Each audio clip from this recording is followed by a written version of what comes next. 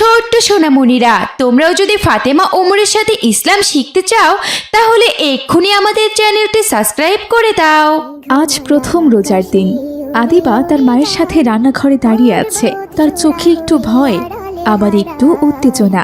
এমন সময় মসজিদের মাইক থেকে ইমাম সাহেবের কণ্ঠস্বর ভেসে এলো। প্রিয় মহল্লাবাসী, সেহুরির আর মাত্র আধা ঘন্টা সময় বাকি আছে। আপনারা সবাই সেহুরি খেয়ে নিন। জ্যোৎস্নার আলোতে রমজানের প্রথম সেহরি যেন এক উৎসবের মতো লাগছে আদিবার।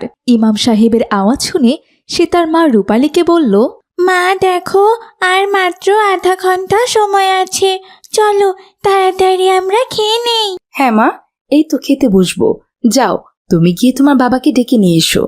না না, আমি যাব না, সেহরির সময় তো শেষ হয়ে যাবে। তুমি আমাকে তাড়াতাড়ি খেতে দাও মা। আদিবার কথা শুনে রূপালী কিছুটা মুচকি হাসল। এমন সময় সেখানে আদিবার বাবা আব্দুর রাজ্জাক চলে এলো। কি হয়েছে? তোমরা এভাবে দাঁড়িয়ে আছো কেন? বাবা বাবা দেখো না, মা আমাকে সেহরি করতেই দিচ্ছে না। আর মাত্র একটুখানি সময় আছে তো, একটু পরেই তো আজান দিয়ে দেবে। চলো মা, আমরা একসাথে সেহরি করব। আজ তো তোমার প্রথম রোজা। এরপর তারা সবাই মিলে সেহরি করতে বসলো। আদিবা তাড়াহুড়ো করে খাচ্ছে যেন সেহরির সময় শেষ না হয়ে যায়। এই দেখে তার মা রূপালী বলল, আদিবা, ধীরে ধীরে খাবার খাও, এখনো অনেক সময় আছে। আজ তোমার প্রথম রোজা। আল্লাহর কাছে দোয়া করো যেন তিনি তোমাকে রোজা রাখার তৌফিক দান করেন, ইনশাআল্লাহ। এরপর আদিবা ধীরে ধীরে তার বাবা মায়ের সাথে সেহরি শেষ করলো। সকালে আদিবা মহল্লার বাকি বাচ্চাদের সাথে খেলতে বের হলো। সেখানে ছিল তানিয়া ও জান্নাতুল। আসসালামু আলাইকুম, কেমন আছো তোমরা? ওয়ালাইকুম আসসালাম, আলহামদুলিল্লাহ ভালো আছি। আদিবা, তুমি কি আজকে রোজা রেখেছো? তুমি বলেছিলে এইবার থেকে তুমি রোজা রাখা শুরু করবি। হ্যাঁ, আমি রোজা রেখেছি, আলহামদুলিল্লাহ। মাশাআল্লাহ আদিবা, তুমি কি মনে করো তুমি পারবে? হ্যাঁ, ইনশাআল্লাহ আল্লাহ তাআলা আমাকে সাহায্য করবেন। মাশাআল্লাহ আদিবা। তুমি ঠিক বলেছ, আমিও চেষ্টা করব ইনশাআল্লাহ। বাচ্চারা দাঁড়িয়ে কথা বলছিল। এমন সময় সেখান দিয়ে যাচ্ছিল মহল্লার এক বুড়ি মহিলা আসিয়া। সে সবাইকে ইসলামের পথে ডাকত। বাচ্চাদের দাঁড়িয়ে কথা বলতে দেখে সে এগিয়ে এলো। বাচ্চারা, তোমরা কি রোজা রেখেছো? জি, আজ প্রথম রোজা রেখেছি। তাহলে তো তোমাদের জানতে হবে রোজা কেন রাখতে হয় আর এর ফজিলত কি। তোমরা কি জানতে চাও? বুড়ি মহিলার কথায় বাচ্চারা সবাই সম্মতি দিল। এরপর আসিয়া তাদের নিয়ে একটা গাছের নিচে বসল। আদিবা রোজা সম্পর্কে জানার জন্য খুবই আগ্রহী ছিল। এরপর বুড়ি মহিলা বলতে শুরু করলো, বাচ্চারা, রোজা শুধু খাবার আর পানি থেকে বিরত থাকা নয়, বরং এটি আত্মার শুদ্ধি। রোজা রেখে আমরা আল্লাহর কাছে ক্ষমা চাই, আমাদের পাপ মুক্ত হওয়ার সুযোগ পাই। আল্লাহ আমাদের ক্ষমা করবেন ইনশাআল্লাহ। হ্যাঁ, তবে রোজার মধ্যে কোনো মিথ্যা বলা, খারাপ কাজ করা বা অন্যদের সাথে খারাপ ব্যবহার করা একদম নিষিদ্ধ। আমাদের সবকিছুতে সততা এবং ভালোবাসা থাকতে হবে। আমরা যখন রোজা রাখি তখন আমাদের মন, মস্তিষ্ক এবং শরীর সবকিছু সঠিক পথে চলে। মাশাআল্লাহ, আমি বুঝতে পেরেছি রোজা শুধু না খেয়ে থাকা নয়, বরং আমাদের চরিত্র পরিবর্তন করে। এরপর বুড়ি আসিয়া সেখান থেকে চলে গেল। দুপুরের দিকে আদিবা বাড়িতে ফিরে এলো। তার ভীষণ পানির পিপাসা পেয়েছে, তাই সে ফ্রিজের কাছে গিয়ে পানি খেতে শুরু করলো। হঠাৎই তার মনে পড়লো সে রোজা রেখেছিল। হায় আল্লাহ, এ কি হয়ে গেল আমার তো রোজাটা ভেঙে গেল। আদিবার আওয়াজ শুনে রূপালী ঘর থেকে বেরিয়ে আসলো। সে দেখলো আদিবা ফ্রিজের কাছে পানির বোতল হাতে নিয়ে দাঁড়িয়ে আছে। কি হয়েছে আদিবা? মা, আমি ভুলবশত পানি খেয়ে ফেলেছি, আমার রোজা ভেঙে গেছে।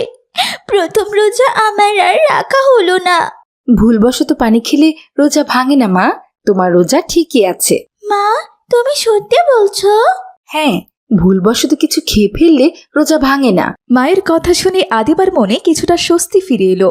মনের খুশিতে সে তার বান্ধবী জান্নাতুলের বাড়িতে যাচ্ছিল। এমন সময় পথেই তার লামিয়ার সাথে দেখা হয়ে গেল। লামিয়া ছিল অনেক অহংকারী মেয়ে।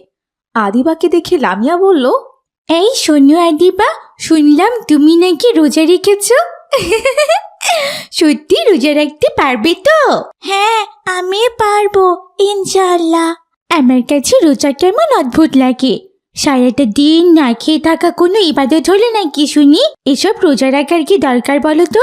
লামিয়া, রোজা আমাদের আত্মাকে শুদ্ধ করে। এটি আমাদের আল্লাহ তাআলার সাথে সম্পর্ক শক্তিশালী করে। তবে রমজানে শুধু খাবার নয়, আমাদের আচার আচরণও ঠিক রাখতে হবে। এই তুমি ঠিক কি বলতে চাচ্ছ বলো তো? আমার আচার আচরণ কি ঠিক নেই? আদিবা আর কোনো কথা না বাড়িয়ে সেখান থেকে চলে গেল। এদিকে জান্নাতুল তার জন্য অপেক্ষা করছিল, কেননা প্রথম ইফতার সে জান্নাতুলের বাড়িতেই করবে। মাগরিবের আজানের আর কিছু সময় বাকি আছে। এমন সময় আদিবা জান্নাতুলের বাড়িতে গিয়ে পৌঁছালো। আমি তোমার জন্য কখন থেকে অপেক্ষা করছি, কিন্তু তোমার তো কোনো খোঁজই নেই। আর বলো না, পথে আসার সময় মহল্লার রাস্তায় লামিয়ার সাথে আমার দেখা হলো। তুমি তো জানোই সে কেমন। ঠিক আছে, এসো, অজু করে নাও, তোমার জন্য সবাই অপেক্ষা করছে। এরপর আদিবা অজু করে সবার সাথে ইফতারের জন্য বসল। জান্নাতুলের মা হালিমা বেগম আদিবাকে দেখে খুবই খুশি হলো। সে আদিবার জন্য অনেক ধরনের ইফতারের আয়োজন করেছে। আজ তোমার প্রথম রোজা, তাই আমি তোমার জন্য স্পেশাল কিছু খাবার রান্না করেছি। সত্যি চাচি?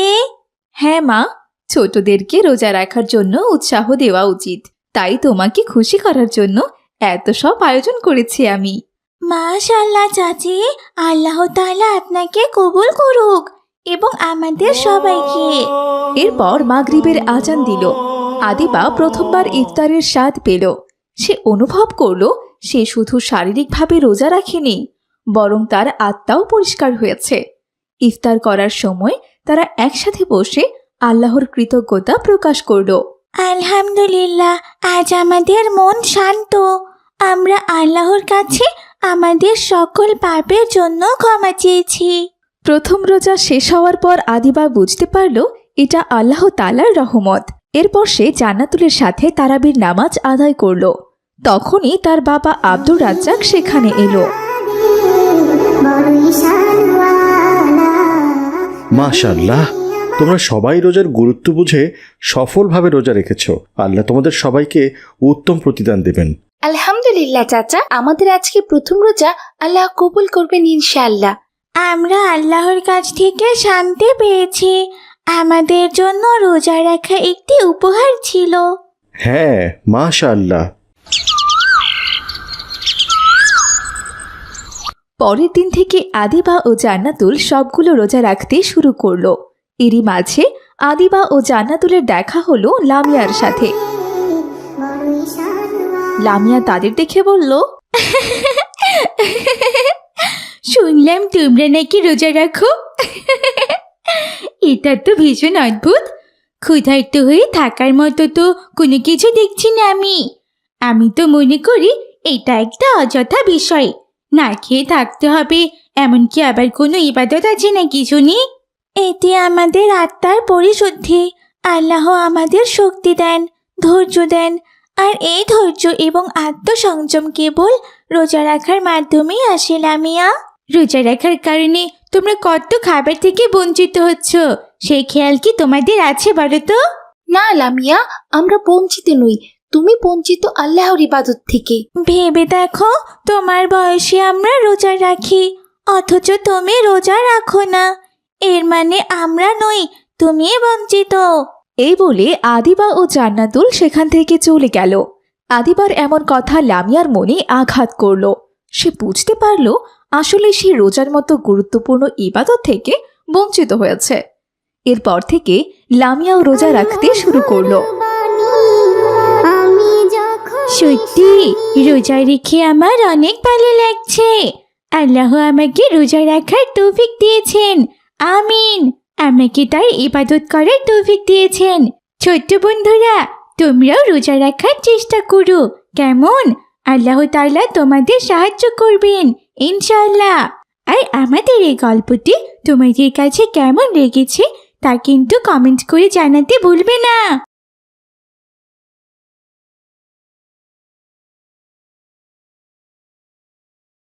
আসসালামু আলাইকুম মা, তুমি কি করছো? আমাকে নাস্তা দেবে না? ওয়ালাইকুম আসসালাম। হ্যাঁ মা, নাস্তা তো করবেই। তার আগে তোমার জন্য একটি খুশির সংবাদও আছে, যেটা শুনলে তুমি অনেক খুশি হয়ে যাবে। তাই মা, কি কথা? আমাকে তাড়াতাড়ি বলো। তোমার বাবা তোমাকে স্কুলে ভর্তি করাবে। তুমি না বলতে সবার মতো তুমিও স্কুলে পড়তে চাও? হ্যাঁ মা, সব বাচ্চাদের মতো আমার স্কুলে যেতে ইচ্ছে করি। তাহলে আমার স্কুলের প্রথম দিন কবে হবে মা? কালই তোমাকে স্কুলে ভর্তি করাবে তোমার বাবা। মা, এই কথা শুনে আমার অনেক আনন্দ লাগছে। কি মজা, কি মজা! আমি স্কুলে যাব আর আমার অনেক বন্ধুও হবে। কি মজা! এই সময় আবার কে এলো?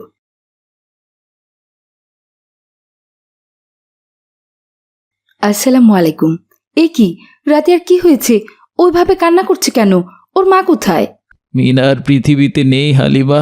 বড় বোনের দাফন শেষ করে তার এতিম মেয়েটাকে একা ফেলে আসতে পারলাম না, তাই তো আমাদের বাড়িতে নিয়ে এলাম। ইন্না লিল্লাহি ওয়া ইন্না ইলাইহি রাজিউন। মেয়েটার কপাল দেখো, সড়ক দুর্ঘটনার আগে ওর বাবাকে হারালো, আর এখন ওর মাকেও। আল্লাহ রাব্বুল আলামিন তাকে জান্নাতবাসী করুন। হালিমা, খুব খারাপ লাগছে বোনটার জন্য। রাদিয়া যে বড্ড একা হয়ে গেল। তুমি এভাবে ভেঙে পড়ো না, আমরা তো আছি। আমরা তাকে নিজের মেয়ের মতোই ভালোবাসবো। এসো মা, আমার কাছে এসো, আমি তোমাকে মিলির কাছে নিয়ে যাচ্ছি।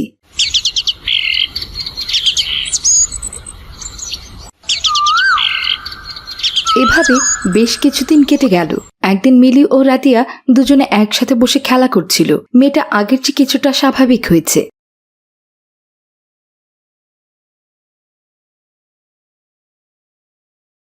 হালিমা, আমার তো কাজের চাপ বেড়েছে। আমি তো মিলিকে স্কুলে ভর্তি করাতে যেতে পারছি না। তুমি এক কাজ করো, তুমি গিয়ে মিলির সাথে রাদিয়াকেও স্কুলে ভর্তি করে দিয়ে আসো। স্কুলে সবার সাথে থাকলে মেয়েটার মনটাও ভালো থাকবে। কত লক্ষ্মী একটা মেয়ে ও। আচ্ছা ঠিক আছে, তুমি ওকে নিয়ে এত চিন্তা করো না। ও আমাদের মিলির সাথে ভালোই থাকবে। তুমি নিশ্চিন্তে কাজে যাও। এই বলে আব্দুল্লাহ ঘর থেকে বেরিয়ে গেল। মিলি, রাদিয়া, তোমরা তৈরি হয়ে নাও। আজকে আমি তোমাদের দুজনকে একসাথে স্কুলে ভর্তি করাবো। আচ্ছা মা, ঠিক আছে। আমি রেডি আছি মামি। এ কি রাতিয়া, তুমি হিজাব পরে স্কুলে যাবে? হ্যাঁ, আমি তো হিজাব পরে স্কুলে যাব, কারণ আমি পর্দা না করে কোথাও যাই না। মাশাআল্লাহ। রাদিয়া, তুমি তৈরি হয়ে গেছো? মিলি, তুমি কখন তৈরি হবে? মা, আমিও তো রেডি। সে কি মিলি, তুমি এইভাবে বেপর্দায় স্কুলে যাবে? মা, এই গরমে আমি বোরখা পরতে পারবো না। আমি কত সুন্দর একটা ড্রেস পরে আছি, এই ড্রেসে আমাকে অনেক সুন্দর লাগছে। কিন্তু মা, ইসলামে নামাজ রোজার সাথে পর্দাকেও ফরজ করা হয়েছে। আর বলা হয়েছে যারা পর্দা করবে না তাদের জন্য মৃত্যুর পর কঠিন শাস্তি অপেক্ষা করছে। আমার কতদিনের ইচ্ছে ছিল আমি প্রথম দিন স্কুলে এইভাবে সুন্দর করে সেজে যাব। আস্তাগফিরুল্লাহ। হে আল্লাহ, তুমি আমার কন্যাকে হেদায়েত দান করো। মিলির অমন মন খারাপ দেখে বেশি আর কিছু না বলেই সেই দিনের মতো হালিমা মিলিকে নিয়ে ওই অবস্থায় স্কুলে চলে যায়।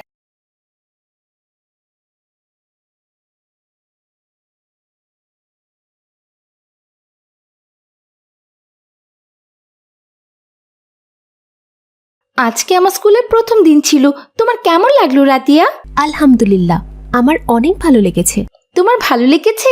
সবাই তো তোমাকে নিয়ে হাসছিল। আমি তো তোমাকে বলেছিলাম বোরকা পরে স্কুলে যেও না।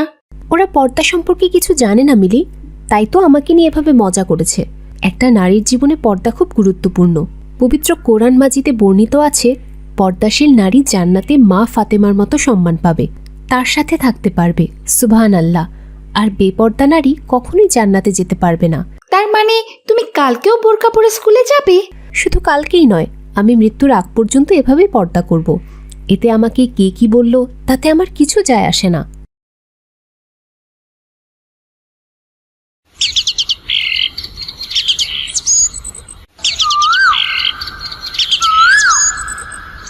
মিলি, আজকেও তুমি আবারও এই পোশাকে স্কুলে যাচ্ছ? মা, তুমি কেন বুঝতে চেষ্টা করছো না? আমাদের প্রিয় নবী হজরত মোহাম্মদ সাল্লাহ সাল্লাম বলেছেন, যে নারী বেপর্দা হয়ে চলাফেরা করবে মৃত্যুর পর সেই নারী জিনাকারীদের সাথে থাকবে। নাউজুবিল্লাহ। মিলি, মামি ঠিক বলেছেন। তুমি বুঝতে পারছো না তুমি কত বড় ভুল করছো। তুমি যে চুলগুলো এখন খুলে রেখেছো, এই চুলগুলো যত পুরুষ লোক দেখবে তত তোমার গুনাহ হবে। মৃত্যুর পর এই চুলগুলো তোমাকে এক একটা সাপ হয়ে কামড় দেবে। চুপ করো তোমরা, কিছুই হবে না আমার। রোজ রোজ তোমাদের একই কথা শুনতে আমার ভালো লাগে না। একবার বলেছি তো, আমার বোরকা পরতে ভালো লাগে না, আমি পর্দা করতে চাই না। তবে কেন তোমরা আমাকে বারবার একই কথাই বলছো? এরপর মিলি রাদিয়াকে রেখে স্কুলের উদ্দেশ্যে বেরিয়ে পড়ল। হে আল্লাহ, তুমি আমার কন্যাকে হেফাজত করো। আমরা ছোট থেকে ওকে ইসলাম শিক্ষা দিয়েছি, তারপর আমার মেয়েটা কেন এমন হলো? চিন্তা করবেন না মামি, আল্লাহ রব্বুল আলামিন চাইলে সব কিছু ঠিক হয়ে যাবে। আমি গেলাম, না জানি ও রাগ করে কত দূর চলে গেছে। আজকে কয়েকটা দিন আমি ওকে অনেক বুঝিয়েছি, ইসলামের সব ভয়ভীতি ওকে মনে করিয়ে দিয়েছি। তবু মেয়েটা কিছুই বুঝতে চেষ্টা করছে না। বুঝতে পেরেছি। এইভাবে সে দিনটা কেটে গেল।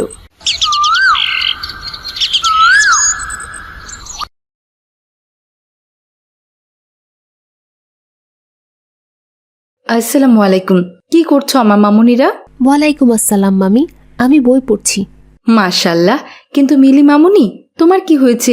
তুমি এখানে এভাবে মন খারাপ করে বসে আছো কেন? কি হলো মামুনি, তুমি চুপ করে আছো কেন? আমাকে বলো, তোমার কি হয়েছে? আসলে মামি, আমরা স্কুল থেকে ফেরার সময় একটা দোকানে চকলেট কিনতে গিয়েছিলাম। দোকানদার কাকু ওর খোলা চুল নিয়ে অনেক কথা বলেছে, না জানি আর ওকে কি কি বলেছে, তাই তো তখন থেকে মন খারাপ করে বসে আছে। ও আচ্ছা, বুঝতে পেরেছি। রাদিয়া মামুনি, তোমাকেও কি দোকানদার কিছু বলেছেন, নাকি শুধু একা মিলিকে বলেছেন? না না মামি, আমাকে কিছুই বলেনি। আমি তো পর্দা করে স্কুলে যাই, আমার চুল তো কেউ দেখতে পারে না। একদম ঠিক। এই বলে হালিমা মিলির সামনে থাকা খাবার উপর থেকে ঢাকনা সরালো। তখন সেখানে অনেকগুলো মাছি উঠতে শুরু করলো।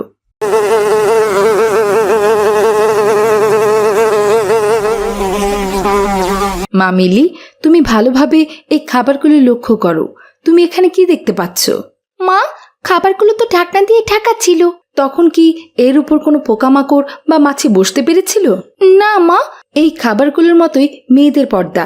তুমি যদি এইভাবে নিজেকে হেফাজত করে রাখো, তাহলে কেউ তোমাকে উত্ত্যক্ত করতে পারবে না। তোমরা একই সাথে স্কুলে যাও, কিন্তু রাদিয়াকে কেউ কিছু বলেনি, অথচ তোমাকে বলেছে। এখন তুমি অনেক ছোট, তাই তুমি ওসব কিছু বুঝতে পারছো না। আমি সবকিছুই বুঝতে পেরেছি। এখন থেকে আমিও রাদিয়ার মতো পর্দা ছাড়া কখনোই বাইরে যাব না। সুবহানাল্লাহ, এই তো আমার মেয়েটা সবকিছুই বুঝতে পেরেছে।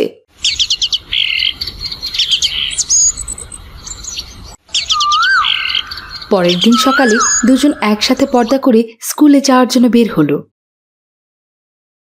মা, বাবা, আমরা স্কুলে গেলাম। আসসালামু আলাইকুম।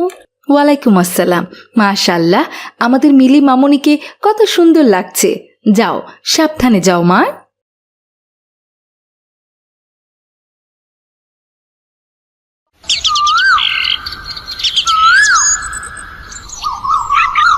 ইবাদতনগর মহল্লায় রমজান ব্যাপারী নামে এক লোক ব্যবসা করত। পুরো মহল্লার সবাই তার কাছে বাজার সদাই কিনত।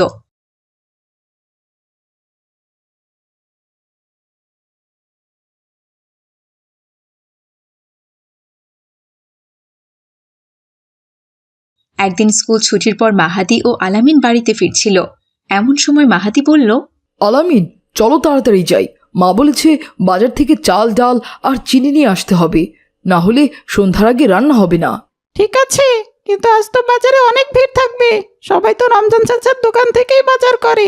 চলো তাড়াতাড়ি যায়, নয়তো বাজার ফুরিয়ে যেতে পারে। হ্যাঁ, ঠিক বলেছ। রমজান চাচা এত ন্যায়পরায়ণ আর সৎ যে সবাই তার কাছে বাজার করতে আসে। শুনেছি আমাদের পাশের মহল্লার কিছু মানুষও তার কাছেই আসেন। এরপর হাঁটতে হাঁটতে রাস্তার মোড়ে পৌঁছালো। সেখানে তাদের সাথে আব্দুল্লাহর দেখা হলো। আব্দুল্লাহকে দেখে মাহাদি বলল, আসসালামু আলাইকুম চাচা। ওয়ালাইকুম আসসালাম। বাবারা, কোথায় যাচ্ছ? চাচা, আমরা রমজান চাচার দোকানে যাচ্ছি বাজার করতে। আপনি তো জানেনই, ওনার ওজন সবসময় ঠিক থাকে আর দামও কম নেন। এর জন্যই তাড়াতাড়ি যাচ্ছি, যেন বাজার শেষ না হয়ে যায়। হ্যাঁ, তা ঠিক। আলহামদুলিল্লাহ, আমিও কিছুক্ষণ আগে বাজার করেই বাড়ি দিয়ে আসলাম। এখন নামাজের জন্য মসজিদে যাচ্ছি। সৎ ব্যবসায়ী হওয়া অনেক বড় গুণের ব্যাপার। চাচা, তাহলে কি ব্যবসা করাও ইবাদত? নিশ্চয়ই, তবে ব্যবসায় সৎ হতে হবে। প্রতারণা করা যাবে না, ওজনে কম দেয়া যাবে না। যারা ওজনে কম দেয়, কোরআনে তাদের কঠোর শাস্তির কথা বলা হয়েছে। ঠিক আছে চাচা, আমরা এখন আসি। এই বলে মাহাদি ও আলামিন বাজারের দিকে গেল আর আব্দুল্লাহ মসজিদের দিকে রওনা হলো। মনে হচ্ছে আজ আমাদের দেরি হয়ে যাবে, বাজার আর পাবো না। চিন্তা করো না মাহাতি, ইনশাআল্লাহ বাজার পেয়ে যাব। এরপর বাজারে এসে তারা দেখল রমজান ব্যাপারীর দোকানে মানুষের দীর্ঘ লাইন। সকলে হাসি মুখে তার কাছ থেকে বাজার করছে। তিনি এক সৎ ব্যবসায়ী। তিনি সবসময় আল্লাহ তাআলাকে ভয় করে ব্যবসা করেন। আরে বাবারা, তোমরাও বাজার নিতে এসেছো? জি চাচা, মা কিছু বাজার নিয়ে বাড়ি ফিরতে বলেছে, তাই এলাম। চাচা, এখানে বাজারের লিস্ট আছে, এইগুলো আমাকে দিয়ে দিন। রমজান ব্যাপারী বাজারের লিস্ট দেখে সবগুলো বাজার মাহাদিকে দিয়ে দিল। এভাবেই দিন কাটছিল। কিন্তু হঠাৎ মহল্লার এক ধনী লোক আসলাম সাহেব রমজান ব্যাপারীর দোকানে এত ভিড় দেখে বলল, আরে এই রমজান ব্যাপারীর দোকানে প্রতিদিন এত মানুষের ভিড় লেগেই থাকে। এর তো তাহলে ভালোই বেচা কেনা হয়। আমার তো টাকা পয়সার অভাব নেই। আমি যদি এমন একটা মুদি দোকান দিই তাহলে হয়তো আমারও বেশ ভালোই চলবে।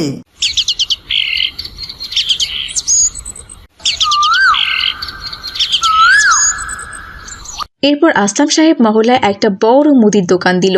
কিন্তু তবুও মানুষ রমজান ব্যাপারীর দোকানে বাজার করতে থাকলো। এতে আসলাম সাহেব ভীষণ রেগে গেলেন। এভাবে চলতে থাকলে তো আমার দোকানে কেউ আসবেই না। আমাকে কিছু একটা করতেই হবে। এরপর আসলাম সাহেব মহল্লার দুই বখাটে ছেলে বল্টু ও বুলেটকে এই দায়িত্ব দিল। যা যা বললাম তাই তাই করবি। রমজান ব্যাপারীর দোকান থেকে মালামাল কিনে তা থেকে কিছুটা কমিয়ে সবাইকে বলবি সে ওজনে কম দেয়। ঠিক আছে, যা বলেছেন তাই করব, কিন্তু এতে আমাদের লাভ কি? হ্যাঁ, আমাদের দুজনকে টাকা দিতে হবে। ঠিক আছে, যা চাইবি তাই পেয়ে যাবি। আর কোনো কথা নয়, যা বলেছি তাই কর।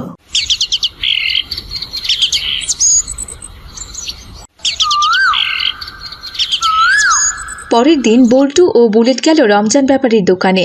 তাদেরকে দেখে রমজান ব্যাপারী বলল, এসো বাবারা, এসো, বলো বলো তোমাদের কি লাগবে। 1 কেজি চাল আর 1 কেজি ডাল। ঠিক আছে ঠিক আছে, এক্ষুনি দিচ্ছি। রমজান ব্যাপারী বিসমিল্লাহ বলে তাদেরকে 1 কেজি চাল ও 1 কেজি ডাল মেপে দিল এবং 1 কেজির থেকে কিছুটা বেশি দিল। এই নাও তোমাদের চাল ডাল, বাকি সবকিছু এখানেই আছে। এই যে টাকা, চল বলেন। এরপর বল্টু ও বুলেট সেগুলো নিয়ে কিছু দূর একটা নির্জন জায়গায় গেল।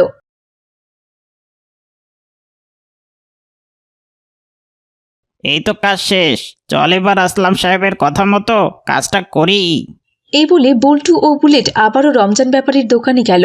সেখানে গিয়ে তারা বলতে লাগলো, আপনি আমাদের ওজনে কম দিয়েছেন, আপনি কি এমন ব্যবসায় করেন? এ কি বলছো তোমরা? আমি ওজনে কেন কম দিতে যাব? এমন সময় আসলাম সাহেব সেখানে এলো আর বাজারে চিৎকার করে বলতে লাগলো, শোনো শোনো ভাই সব, রমজান ব্যাপারী আমাদের সবাইকে ঠকাচ্ছে। সে ওজনে কম দেয়, তার দোকান থেকে বাজার করলে আমাদের ক্ষতি হবে। কিছু লোক অবাক হয়ে তাকালো, কারণ তারা কখনো রমজানকে এমন কাজ করতে দেখেনি। এমন সময় আব্দুল্লাহ সেখান দিয়েই যাচ্ছিল। এমন কথা শুনে আব্দুল্লাহ বলল, তুমি কিভাবে এত নিশ্চিত হচ্ছ? আমি নিজে দেখেছি। তোমরা যদি সত্য জানতে চাও তবে যাচাই করে দেখো।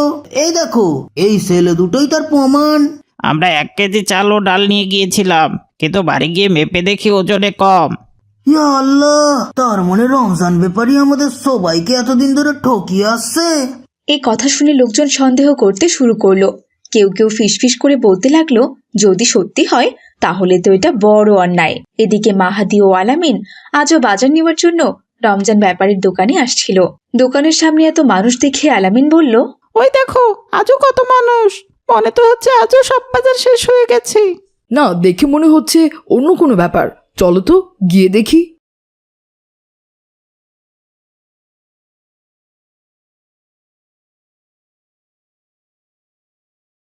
কি হয়েছে চাচা? এই ছেলে দুটো বলছে রমজান ব্যাপারী নাকি ওজনে কম দেয়। এ হতে পারে না চাচা, চাচাকে আমরা অনেক দিন ধরে জানি। হ্যাঁ, আমিও সেটাই ভাবছি। কারো কথা শুনে এইভাবে কাউকে অপবাদ দেওয়া ঠিক না। চলুন আমরা পরখ করে দেখি বিষয়টা কতটুকু সত্য। হ্যাঁ, ঠিক বলেছ মাহাদি। রমজান ভাই, আপনি নাকি ওজনে কম দিচ্ছেন, এটা কি সত্য? নাউজুবিল্লাহ, এ কেমন কথা? আমি তো কখনোই কারো হক নষ্ট করিনি। ভাই সব সত্য যাচাই না করে কারো বিরুদ্ধে অভিযোগ তোলা একদম উচিত নয়। চলুন তার চেয়ে বরং আমরা নিজেরাই পরীক্ষা করে দেখি। এরপর আব্দুল্লাহ, মাহাদি ও আলামিন একে একে রমজান ব্যাপারীর দোকান থেকে চাল, ডাল, চিনি ওজন করিয়ে পাশের এক দোকানে নিয়ে ওজন করে মেপে দেখল। প্রতিবারই ওজন একদম ঠিক থাকলো। দেখলে, রমজান ব্যাপারী কখনো ওজনে কমই দিতেন না। যারা মিথ্যা অপবাদ দেয়, কোরআনে তাদের জন্য কঠোর শাস্তির কথা বলা হয়েছে। এই ছেলে দুটো অযথা একজন সৎ মানুষের ব্যাপারে মিথ্যা কেন বলল? সবাই যখন দেখলো রমজান ব্যাপারী সম্পূর্ণ নির্দোষ, তখন বল্টু ও বুলেটের দিকে তাকালো। বল্টু ও বুলেট এত লোকজন দেখে সবকিছু সত্যি সত্যি বলে দিল। আস্তাগফিরুল্লাহ, এই আপনি কি করলেন? একজন সৎ ব্যবসায়ী নামে এমন মিথ্যা অপবাদ! আমার হিংসা হচ্ছিল, আমার দোকানে লোক আসছিল না, তাই রমজানের সুনাম নষ্ট করতে চেয়েছিলাম। হিংসা মানুষের ধ্বংসের মূল কারণ। রাসূল সাল্লাল্লাহু আলাইহি সাল্লাম বলেছেন, হিংসা নেক কাজকে এমনভাবে নষ্ট করে দেয় যেমন আগুন কাঠকে পুড়িয়ে ফেলে। রমজান ভাই, আমাকে ক্ষমা করুন, আমার ভুল হয়ে গেছে। আমি নিজের ভুল বুঝতে পেরেছি, আমি আমার দোকান সরিয়ে ফেলবো। আমি কাউকে দোষ দেই না, তবে আশা করি ভবিষ্যতে আপনারা কেউ মিথ্যার উপর বিশ্বাস করবেন না। আল্লাহ সবসময় সত্যবাদীদের পছন্দ করেন। আজ আমি বড় একটি শিক্ষা পেলাম, সত্যের জয় সব সময় হয়। আমরা জীবনে কখনো কারোর প্রতি হিংসা করব না এবং সবসময় সত্য বলবো। সত্যবাদীরা সবসময় আল্লাহর সাহায্য পান। এরপর সবাই বুঝতে পারলো আল্লাহ তাআলা সত্যকে কখনো হারতে দেন না। সৎ থাকলে আল্লাহ তার সম্মান নিজেই রক্ষা করেন।